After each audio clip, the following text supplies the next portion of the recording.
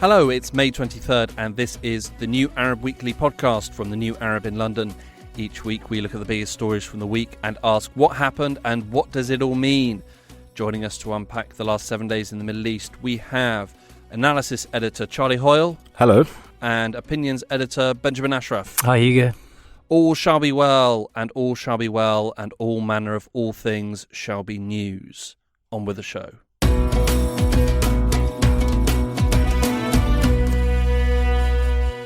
So big stories this week. We're going to start with you, Ben. What happened? Well, Iranian President Ebrahim Raisi, the Iranian Foreign Minister Hossein Amir-Abdollahian, and 6 other senior Iranian officials were killed on Sunday, Hugo, in a freak helicopter accident over northwestern Iran near the Azerbaijani border. Initially reported as a hard landing, a bit of newspeak there. Their deaths have since prompted a number of conspiracy theories and cast doubt over the country's succession plans and wider Iranian political stability. Raisi's death was announced on state media on Monday, May 20th. خادم جمهور ایران آیت الله دکتر سید ابراهیم رئیسی رئیس جمهور اسلامی ایران در راه خدمت به مردم به درجه رفیع شهادت. A big news, obviously, Ben. What happened? You know, where were they coming from? Who was there? What on earth was going on? Sure. Well, on Sunday evening, a helicopter carrying, as I said, Ebrahim Raisi, Foreign Minister Hossein Amir-Abdollahian, and 6 other Iranian officials were returning from the far western Iranian province of East Azerbaijan, having opened a joint hydroelectric power project with their Azerbaijani neighbours. And among the attendees at those 2 dam openings were Raisi's Azerbaijani counterpart, Ilham Aliyev. And so on their return leg, flying over the mountainous Varsakan region, the helicopter encountered severe weather conditions, including thick fog, which engulfed the area, which caused the helicopter to crash near the remote village of Tawil. Rescue teams rushed to the wreckage, but there were no survivors. On who was there, besides Raisi and Abdullahian, other dead include Malik Rahmati, who was the Governor General of East Azerbaijan, and also the Shia cleric of that region, Muhammad Ali Aleh Hashim, and also the commander of the President's Protection Unit, Sardar Saeed Mehdi Musawi, was also killed alongside the pilot and his crew. Interestingly, the Iranian Meteorological Association had issued severe weather warnings the day prior, and his death has actually called into question some of the Air Force's fleet, they were operating a Bell 212. What's that? Well, yes, exactly. Well, it's a antiquated US aircraft which was first flown in 1968, if you can believe. So most of the Iranian... That's a long time ago. It is a long time ago, especially for a helicopter flying over a mountainous region in fog. And carrying the president. And so most of that air fleet was actually purchased prior to the Iranian Revolution, just to put into perspective how long ago it was that the helicopter was operating from. Yeah. Obviously, you've got the weather conditions, an antiquated American helicopter, but like with all these things, suspicions abound, perhaps particularly when maybe the Iranians are involved. So let's go wild with speculation and conspiracy theories. What were they? Were there any? And is there any truth to any of them? Sure. Well, yeah, as always, timing is key. And I guess in the context of Israel's war on Gaza and heightened Iranian-Israeli tensions, if you remember, about a month ago now, the rockets that flew over Jordan over into Israel. See previous episodes of New Arab I'm sure Weekly. You've got a good one. But yeah, as you said, there's been a whole host of conspiracy theories that have come out. I've got my favourite. Yes, go. And it was actually aired on the French-Israeli news outlet I-24. And it was that there was a mysterious man, an Israeli man, shock, and his name was Helicopter. Helicopter. Yeah. Is this the Iranian version of like the man on the grassy knoll? Well, I was following some of the Israeli media outlets, and they were debating whether it was with a K or with a C. What do you reckon? So is it copter or copter? I think which sounds more menacing. K. Okay. Certainly. And Yeah. also, with a C, it's far too obvious, isn't it? You're not going to hide anything there. Yeah. Well, and I mean, it wasn't just the Israelis that were rife with suspicion, the Iranians as well. And the main culprit for the Iranians was actually, and we'll get onto this later, I hope, but it actually has to do with the secession of Iran's supreme leader. And they were saying it was an inside job, and rather it was the son of the current Iranian supreme leader, Mujtaba. So remember the name, because he's going to come up later. Remember that. But can I just finish about what actually happened, because I think it's important for me not to I think that is important. But yeah, as we mentioned before, it's probably the fact that it was awful weather. It was an antiquated helicopter, not helicopter. Yeah. And if you're to get any analysis from it, I think it actually points to the effects of US sanctions, because all these US-built helicopters can't be maintained. Yeah. There's Can't get the parts and things. no like parts this. and stuff like that. And so, but just to bring it full circle, I think it does say something about why was the Iranian president was flying in this aircraft, and why did they choose to disregard the meteorological advice? Yeah. I'm sure those are going to be questions asked in Iran for the next few weeks. A world leader has died, liked and disliked in different measures. International reaction, what's the international community been saying? Who's been sending big bunches of flowers and cards saying what a wonderful person he was? Well, yeah. And who's been sending the opposite? As you can expect, reaction has been mixed, reflecting Iran's rogue status in some circles and heroic status in other. Heavy hitters such as Vladimir Putin described Raisi as an outstanding leader, with his death an irreplaceable loss. China, for their part, described the helicopter crash as a tragic loss to the Iranian people, and Lebanon and Pakistan both announced one day of mourning. Now, you can expect, though, as well, that the Iranian axis of resistance, so for those that aren't aware, that's Lebanon's Hezbollah, Palestine's Hamas, and Yemen's Houthis. They also mourned Raisi and those killed in the crash. And just for the opposite, there was a couple of interesting things. So the European Union, through European Council leader Charles Michel, they expressed sincere condolences. And in fact, even the British UNSC, so the Security Council representative, even stood to respect, to pay his respects rather in the chamber. But as to be expected, the United States played a pretty silent role, and analysts are saying, because it's a lose-lose in both occasions, if you come out and pay your respects, then that doesn't look great. No. And if you go out and criticize him or attack him, that's also not great. No. So they are paying attention very heavily of what's happening, but I think strategically it's strategic silence from them. Yeah. Less silence from Israel, and they have gone out calling him the butcher of Tehran, blood on his hands, etc., to be expected. Which, I mean, at the risk of siding with Israel, isn't wholly unfair criticism. I mean, Raisi did have a notorious reputation. Yeah, particularly in the 80s. Inside Israel, in the domestic inside Iran scene, and out, yeah. Yeah. We've had a funeral since he died, as is tradition. What happened? Was it a big event? Lots of mourners? Was it a big event? I'll let you answer that question. Yeah, tens of thousands of people at least. And it's come in two stages. So funeral rites in the Islamic tradition mean that it's almost immediately, that they begin almost immediately. And they began on Tuesday for Raisi and his entourage, where processions began through the Iranian city of Tabriz and the Shia clerical center of Qom, which is like the heavy-hitting city where all the top Shias come from. So yeah, in Qom in Tabriz there were tens of thousands of black-clad mourners. Yesterday, which is Wednesday the 22nd.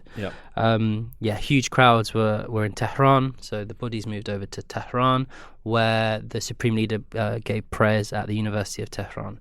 Yesterday, the funeral was a star-studded affair, and the Iranian state media even went so far as saying that 60 countries may have been represented, including Tunisian President Kais Saied, Qatari Emir Tamim bin Hamad Al Thani, Deputy Leader of Lebanese group Hezbollah Naim Qasim, and Ismail Haniyeh, who's head of the Hamas political bureau, and he in fact gave a speech saying that the Islamic Republic of Iran will continue its support for the Palestinian people, whilst the crowd shouted "Death to Israel." So it was quite a big event. But just on kind of movers and shakers there as well, the top diplomat of Egypt, Sameh Shoukry, was also there, and it's the first time that that's significant. It is significant because it's the first time an Egyptian foreign minister has been to Tehran since the revolution. So, clearly he had his supporters and his detractors, but most definitely his funeral is a big event, and you've seen that in the attendees.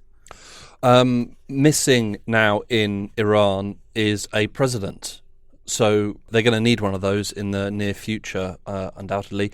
What next? I'm guessing elections. When are they going to be? Who's going to be running? Well, or rather, maybe who's going to be allowed to run? Well, there you go. And I hopefully I can speak for me and Charlie here in saying that we just finished commissioning for the previous election, which was just a month or so ago. So we've got another one to work through. But yeah, so I mean, on Monday when the death was announced, basically the Supreme Leader rushed to say it's normality as usual. The Iranian constitution is pretty firm, and according to the said constitution, they have to announce an election in the next 50 days. And they've done just that by saying that the election is going to be held on the 28th of June, so just over a month's time. But, even the one in May, it was blighted by the fact that there was low turnout, and it had previously, in previous Iranian presidential elections, it was kind of the thing that they would say would give legitimacy to their theocracy and their system, was by saying that there was high election turnouts. Now we're seeing that turnout drop significantly from below 50%, I think. 41%, exactly, yeah. And that was the local elections, though. That wasn't presidential. That's right, exactly. Yeah. But the fears remain. The fears remain in saying that, well, the Supreme Leader has a bit of a conundrum on his hands. Does he allow the election with Raisi's death to be a free-for-all, an open ballot, and risk the possibility of a reformist candidate coming into play? Or is he going to do what he did in the previous election by basically blocking any kind of reformist candidates and just allowing Supreme Leader approved candidates? There'll be like continuity candidates, essentially, right? Exactly. And just to tell our listeners who those candidates may be, so right now we've got a short list of Mohammed Muqbar, who is the first vice president and now acting president whilst the elections are being organised.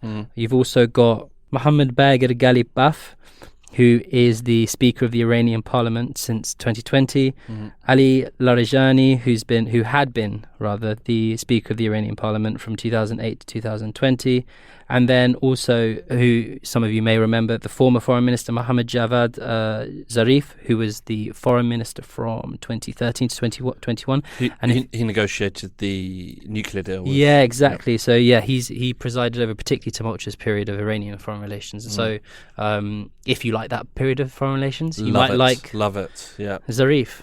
So, but yeah, as I mentioned, just to tie that all up, is that it's going to put the process into the spotlight. And so, is it going to be a reformist candidate? Is it not?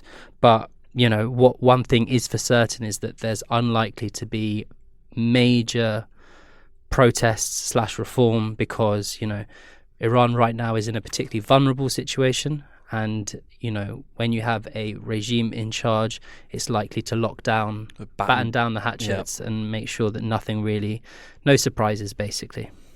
We touched on it briefly. Succession. Not the hit HBO show, but the hit Iranian Supreme Leader show. Khamenei currently is there. I think he's 85. He will die. Because it happens to the best of us. Raisi was the front runner to succeed him. He's unlikely to be able to do that now. So who are the front runners now? Yeah. And I mean, it's kind of interesting that, you speak to people, and perhaps the most significant result of the helicopter crash is going to be who the next supreme leader is going to be, not the next president. And Ebrahim Raisi was being groomed for that position. I was reading actually a very interesting article today about the curse of succession. And, quite a few of them that had been groomed for it have already died. And they include Hashemi Rasfajani, who died under mysterious circumstances in 2017. And then there was others as well that either have died or have been seen as being detractors of the regime. So basically, what I mean to say is that list, that long list, has become a short list, which is becoming an even shorter list with Raisi's death. And, earlier I mentioned the prodigal son. And it's likely that he is now in the front-running seat. So Mujtaba Khamenei, who's the second son, and there's also if you're a betting man, which I don't think there are many betting shops in Iran, but if you were to be a betting man in Iran, you might want to have an outside bet on Ali Reza Arafi, who's a senior cleric. The only polling we've got so far on it has been an excellent poll done by BBC Persian in March the 2nd, of this year, in which they asked, who would be the next supreme leader, and at that time it was neck and neck between Mujtaba Khamenei and Raisi. So, if that poll is anything to go by, then it's a pretty clear run for Khamenei's second son. It'll be interesting to see what happens. I've just looked it up. A particular British gambling website is not offering odds on the Iranian Supreme Leader. They're missing out on a trick. They are. It's a clear run. Charlie. Yeah, no, I was going to ask, you touched on kind of foreign policy and continuity, but do we know that, or do we have any idea whether Raisi's death will impact Iran's nuclear program, for example? Yeah, it's interesting. It's yesterday we had some news basically. And the spokesperson of the IAEA, which is the International Atomic Energy Agency, they'd said that things had stalled recently in trying to get Iran to cooperate with their supervision, and that obviously this has been further stalled by Raisi's death.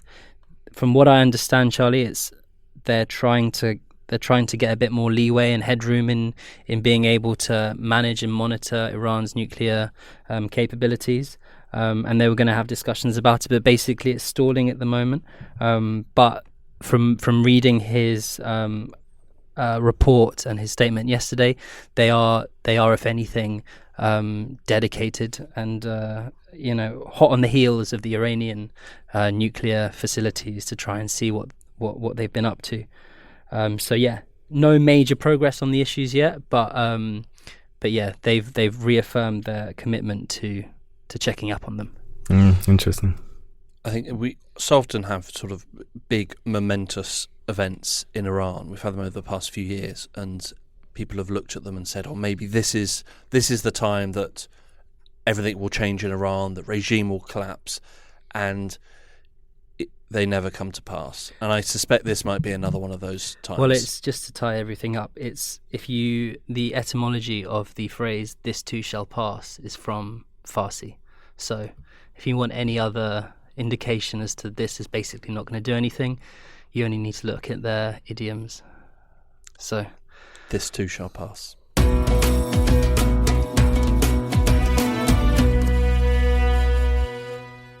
Our second story this week comes from Charlie and The Hague. What have you got? So on the 20th of May, the prosecutor for the International Criminal Court, Karim Khan, announced that he was requesting arrest warrants for senior Israeli and Hamas leaders on charges of war crimes and crimes against humanity related to the 7th of October attack and Israel's ongoing war on Gaza.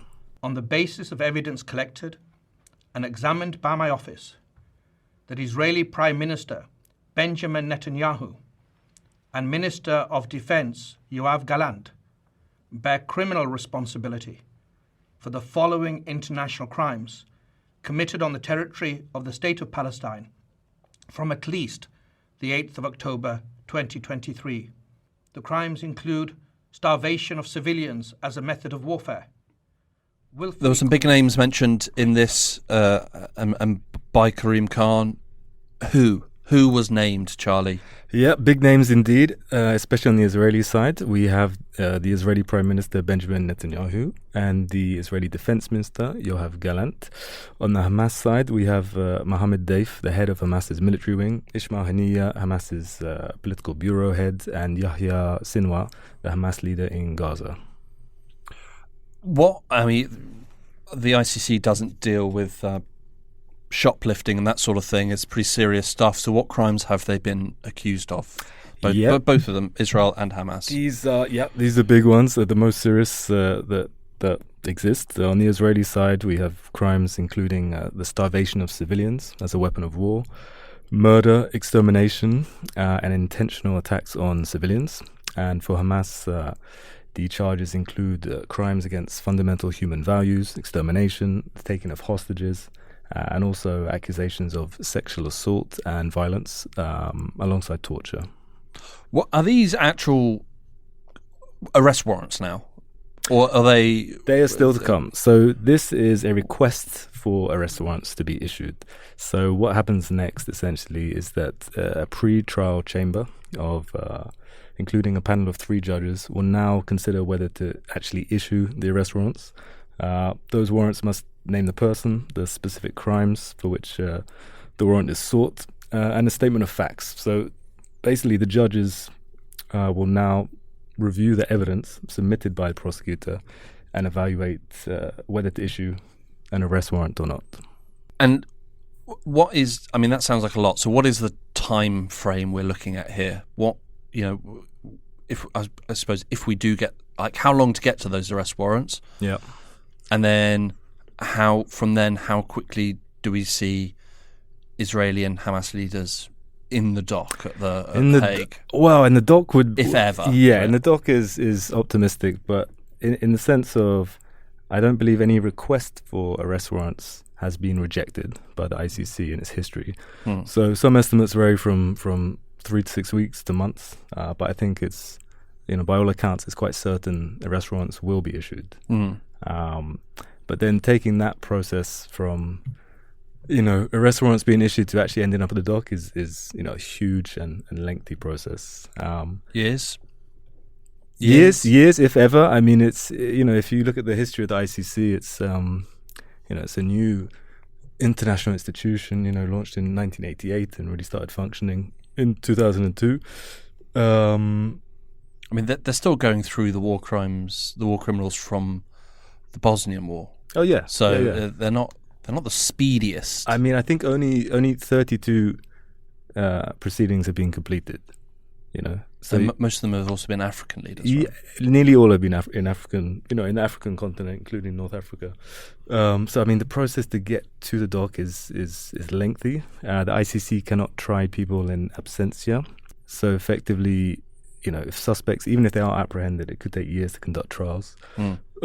Just because the international court has the highest standards of the international criminal justice system. So the full cycle of a case is long. Israel, I'm guessing they're not too pleased about this. What have they said? So Israel have responded very aggressively to the charges. Netanyahu has called it a moral outrage of historic proportions. He also, for good measure, has said that Karim Khan, the chief prosecutor, is one of the great anti-Semites in modern times. So yeah, you can see the narrative building on Israel's part. That's a pretty classic response. Internationally, what's been the response to these? Has it been uniformed or varied? It's been mixed. I think probably the most, well, maybe not surprising, but the most interesting reaction has been the Western one. Generally, it's wavered between outrageous in the sense, well, with people stressing the point that somehow these arrest warrants or this request for arrest warrants gives a kind of equivalence between Hamas and Israel. which is obviously not the case. They're completely separate in terms of the accusations. Reactions in Europe have kind of varied from appalling and incomprehensible to supporting the work of the ICC and international institutions more generally. So probably the strongest Western response is against it being from the US. What do they say? Well, the US is basically, it's not signatory to the ICC, so it doesn't recognize the court's jurisdiction. In that sense, it's also caused a lot of domestic, stirring domestically in US politics. US Congress, for example, has said that it's reviewing all options, including sanctions, to punish the ICC and ensure that the leadership of the ICC faces consequences. I think a really telling example is the Republican Senator Lindsey Graham saying that if they can do this to Israel, we're next. So there's a sense that the ICC as an international institution is almost threatening the autonomy of the US. Particularly their autonomy to commit war crimes. Well, exactly, yeah. Exactly. These are obviously incredibly sort of grave charges that have been brought against Israel, and the repercussions seem quite serious for Israeli leaders. Is this going to change how they're approaching and behaving in Gaza?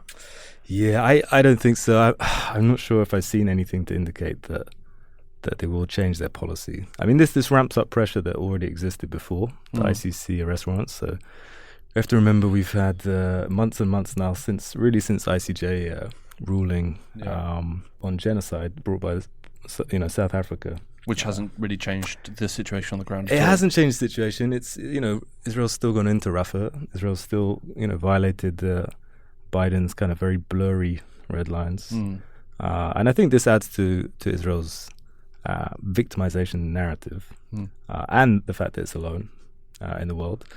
But as long as it has the support of the United States, I think it can continue to pursue its military action, even if it still has undefined political goals. Let's go, if we go sort of down the line and say what you said, 3 to 6 weeks, maybe a few months, and arrest warrants do come, what then? I mean, how are Israel then, let's say Netanyahu and Gallant limited? Yeah. Can they leave Israel? Are they, is it if they go to France, will France have to arrest them? Are they obliged to do that? And can other countries do business with Israel at that point? Yep. I mean, essentially, so this quite clearly impacts Israeli leaders more than Hamas leaders. Yeah. For example, Yahya Sinwar is probably didn't expect to survive the Gaza war. Mohammed Deif has no plans to travel, and Ismail Haniyeh is in Qatar, which is not a signatory to the ICC, which means he is fine to stay there. So effectively, what it means is that travel becomes more problematic. Technically, the 124 signatories of the Rome Statute are obliged to arrest or enact arrest warrants against leaders. But, the US is not a signatory to the ICC. So we can still fly there. So technically, but no layovers anywhere. It's legally, yes, they're required to enact these arrest warrants, but it doesn't necessarily mean that will happen. The court has no means to enforce an arrest, so it has to rely on the goodwill of member states, and that will depend on their kind of relationship with the leader in question. So it's there are also no restrictions actually on political leaders or diplomats from meeting individuals with an ICC arrest warrant against them. The issue really is politically the optics and the symbolism of doing so, because arrest warrants issued by the ICC effectively ostracize global leaders. I mean, we look at Omar Bashir, for example, Sudanese dictator, Vladimir Putin, and now Netanyahu is in that kind of company internationally. So it's extremely bad for Israel in terms of its international reputation. But whether it has any impact is basically down to international politics. Yeah. in a dance as old as time itself. Exactly. What do people say, I mean, after this about the ICC, and particularly is what these nations saying about the ICC directly matching what they're also saying about Israel and their actions in Gaza, or is there sort of a disconnect between the two things?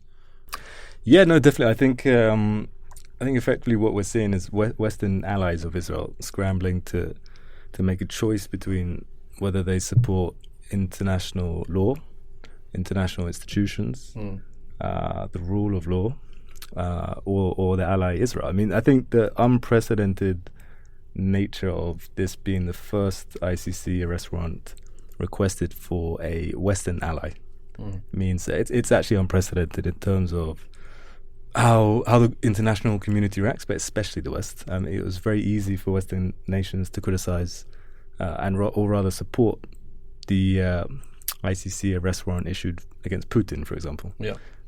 When it comes to a Western ally like Israel, a country who most Western nations have supported in their military strategy, albeit that's changed slightly over the last few months. They find themselves at a crossroads in terms of maintain support for an ally, and in the process undermine the legitimacy of international institutions like the ICC.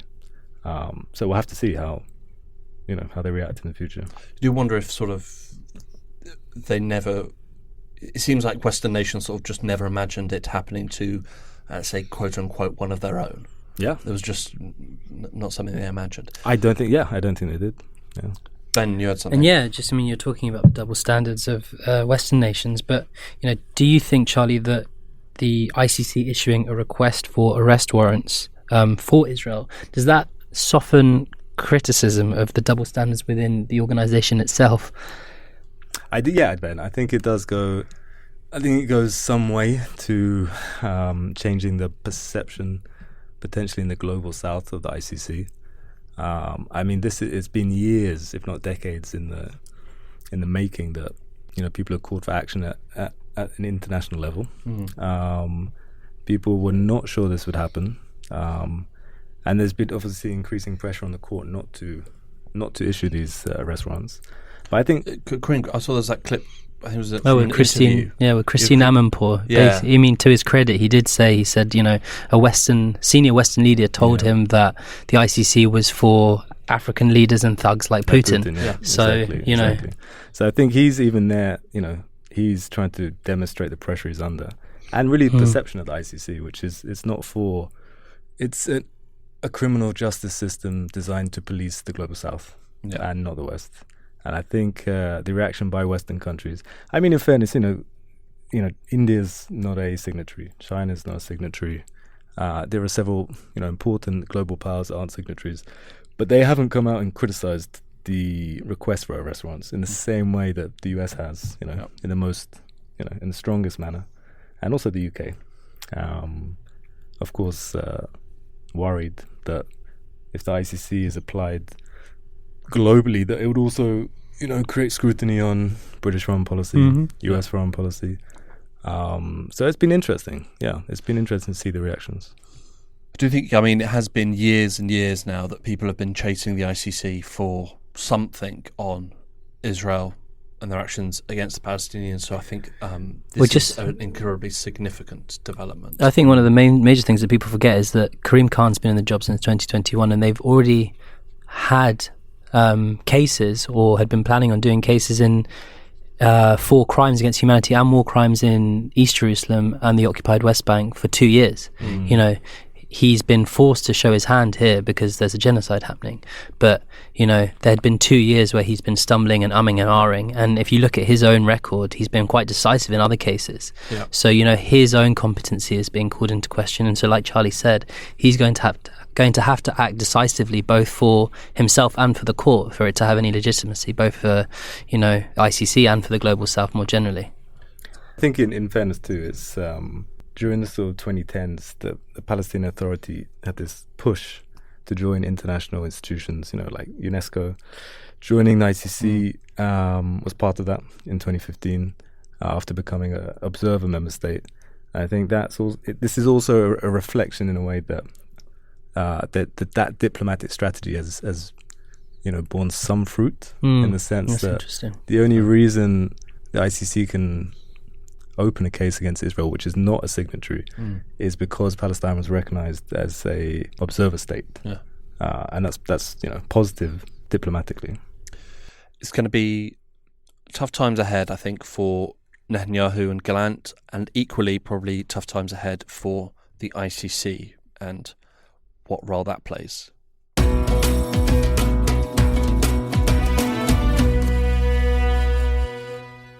Final story from me this week. As Israeli forces continue their attacks across Gaza, the West Bank town of Jenin has also witnessed increased Israeli aggression. On Tuesday, May 21st, the Israeli military entered Jenin, resulting in fighting between occupation forces and Palestinian groups. Israel claimed that they entered the refugee camp to target those that they believe are terrorists, but reports from Palestinians say that many of those who were killed were civilians. Well, what happened, Hugo? Tell me.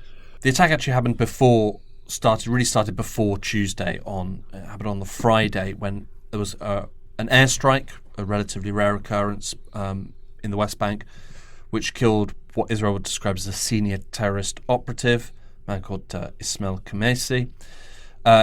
He's been accused of being involved in a number of series of attacks, including a 2023 drive-by shooting that killed an Israeli settler.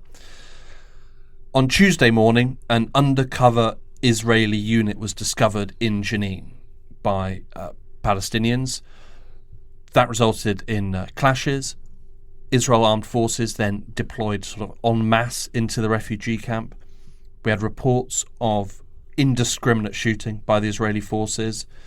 We had a group of journalists who were shot at, an ambulance, civilians in a car, and also people in a courtyard in a hospital.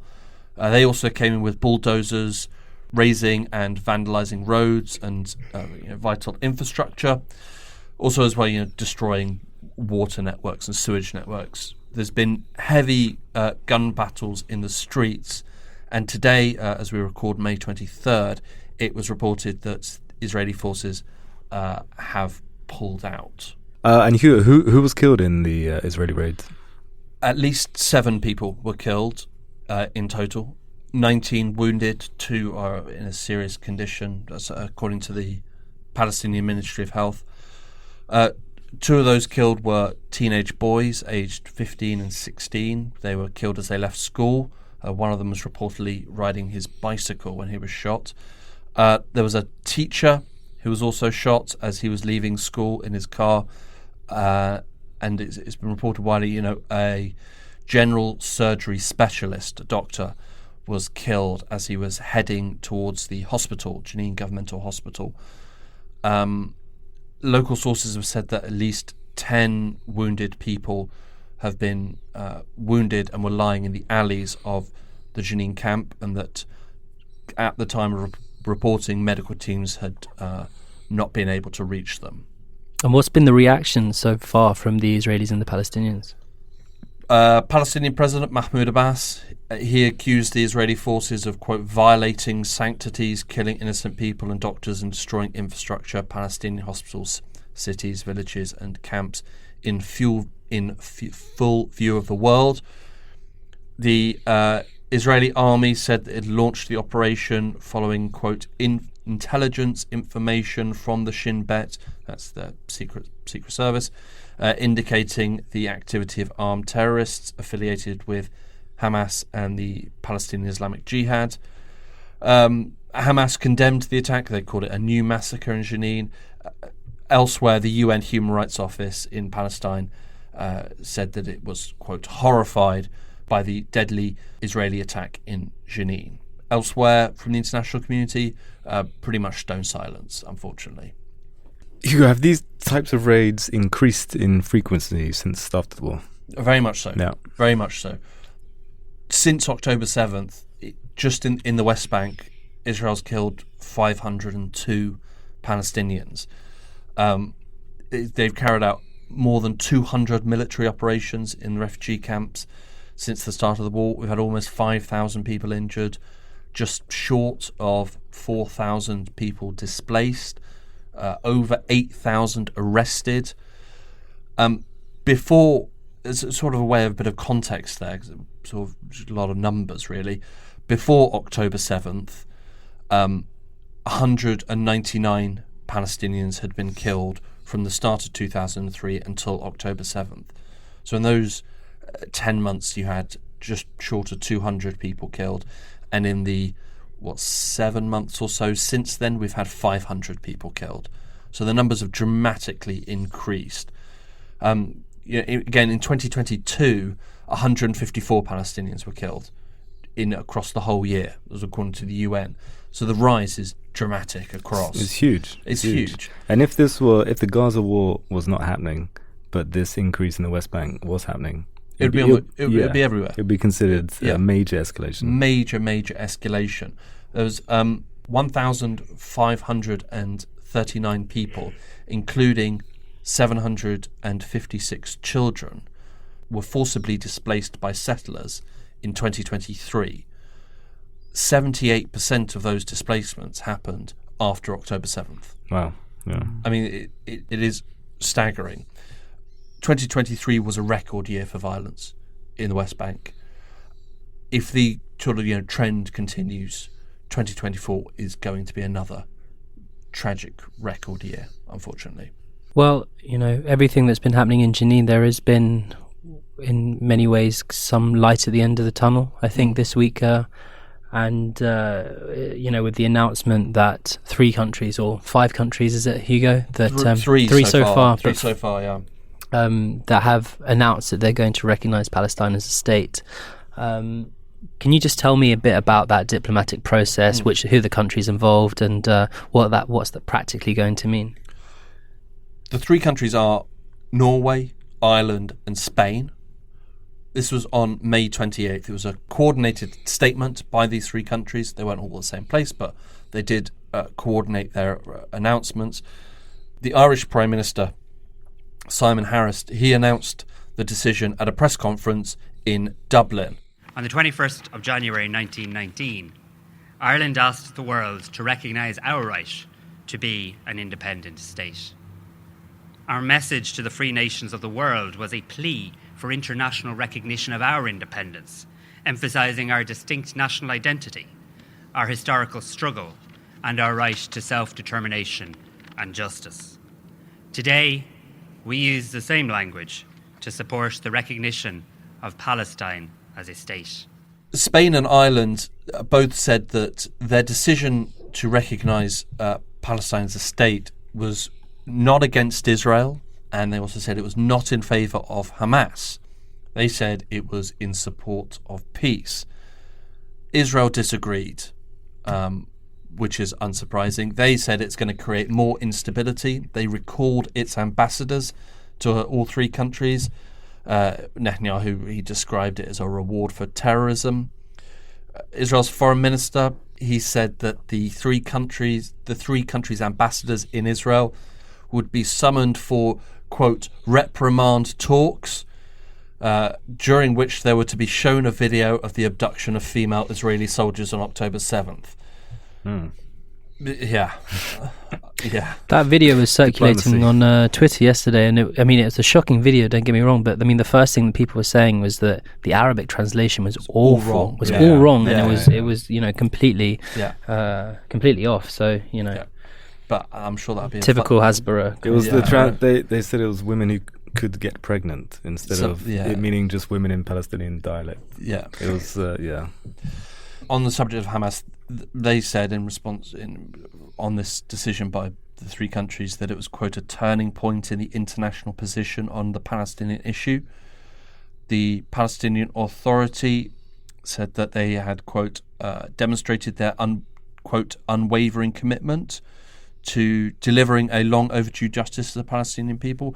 This decision comes off the back of a UN vote that happened quite recently, where you had 143 member states out of 193 at the UN General Assembly who voted in favour of of Palestine joining the UN, which is something that only a state can do. Yeah.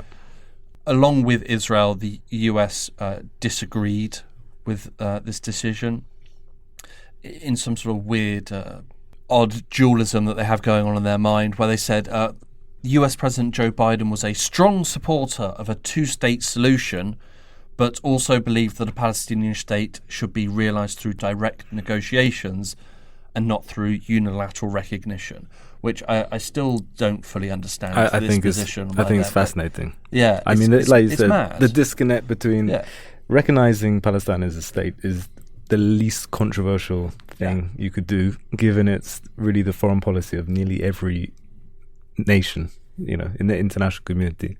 But it's interesting to note too that Israel's made it clear time and time again that it will not allow the Palestinian state to come into existence. But you're right. I think the US stating that can only happen through negotiations obviously favours Israel. And, it's just it's insane that like Canberra's saying, "Well, now's not the time," as if like they haven't been saying that the way to expedite the process of a peace process is to recognise Palestine. Yeah, and that. When countries start doing it, as Charlie said, they're like, no, not now. Too soon. It's way too soon. And that's interesting too. That it's acting like this has just happened now, whereas we're talking about 56 years. Ben, you mentioned 5 countries. It has been 3, but 2 others may. There's an excellent piece by on Charlie's desk about the 5 countries. That's where I initially read it. Well, it's Slovenia and Malta. Have both said that they are considering a formal recognition. And I think what's interesting too about that is actually, decision making in the EU is so slow. It requires complete unanimity and consensus. And knowing that there are several EU member states that are totally against Palestinian statehood, it's interesting that these states are broken away, if you like, from the EU process.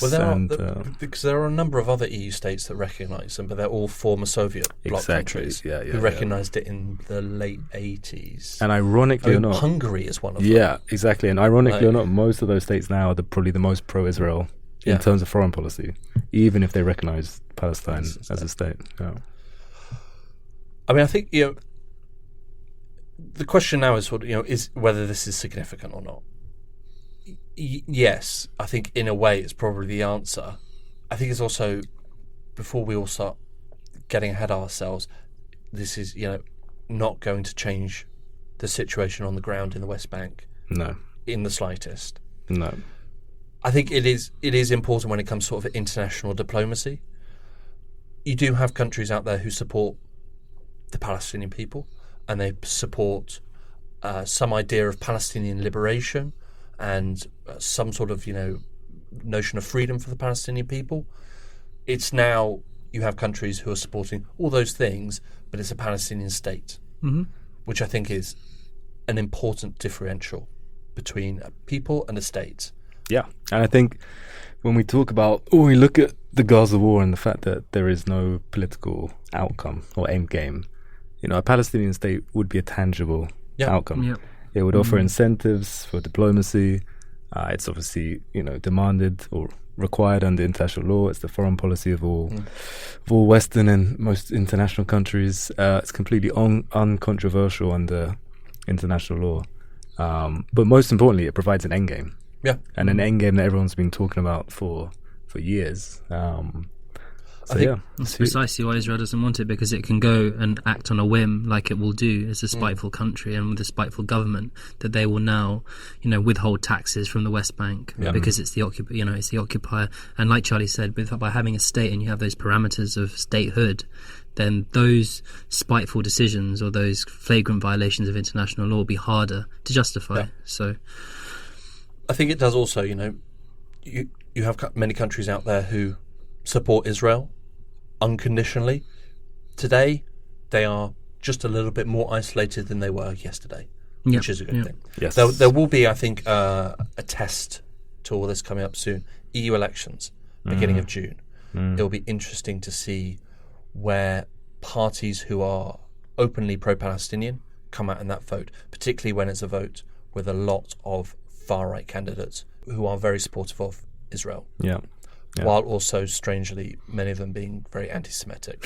Yeah. So that'll be an interesting Modern one politics. to watch. Yeah.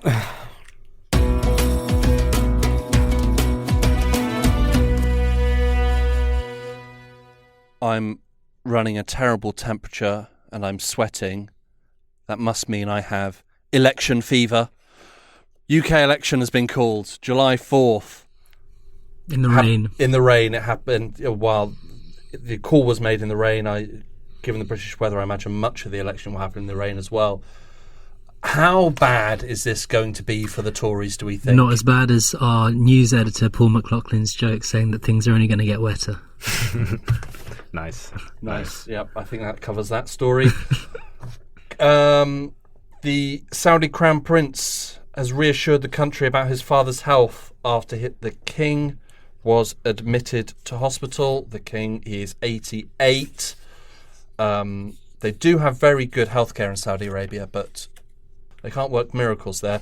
The Crown Prince is going to take over. Are we going to see, we've seen big shifts in Saudi Arabia recently. They're going to get even bigger, do we think, once the King is out the way? I think it'll be a continuation. I mean, he's already kind of put his mark on Saudi society, economy, politics. So they had a swimsuit show this week. Well, what I'm interested in hearing about what's going to happen after 2030.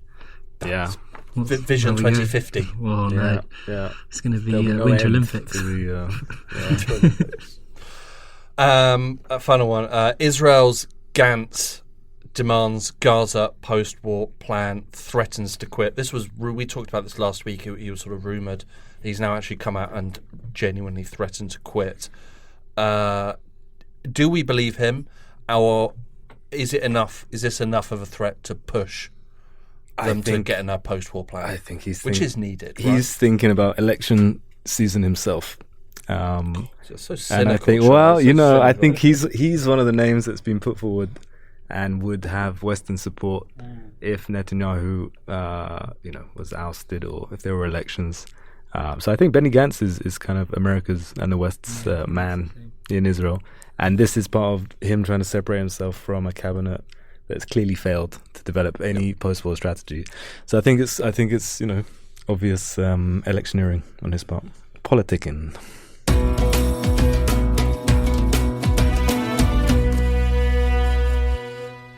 A lot of good stuff on the New Arabs website this week. Ben, you've picked out something? Yeah, on Opinions this week, we've got Fiona Lally writing about why she called out Suella Braverman's lies live on TV. And it's a bit of, anyone that calls out Suella Braverman has a place in the New Arab. And so, it was good to read her words. She's one of those Tories set to lose her seat at the election, Suella Braverman. Fingers crossed. Charlie? And on the analysis desk this week, I've chosen a piece by Mohammed Soliman entitled "The Systematic Torture of Gazans in Israel's Secret Prisons." This article unpacks all of the very grim details of the mass arrests of Gazans by Israel during the war and their detention in makeshift facilities and jails where torture and abuse has been rife. And I picked up something from our investigations desk. Netza Yehud, the veteran, was among guards who intimidated Jerusalem Armenians in November 2023. This is the part 5 of the Armenian Quarterfiles, which has been an excellent investigation about a controversial land deal in the occupied East Jerusalem from our investigations unit. And it's that part and all the previous 4 parts are on the website and well worth a read, as are the other 2 articles and everything else.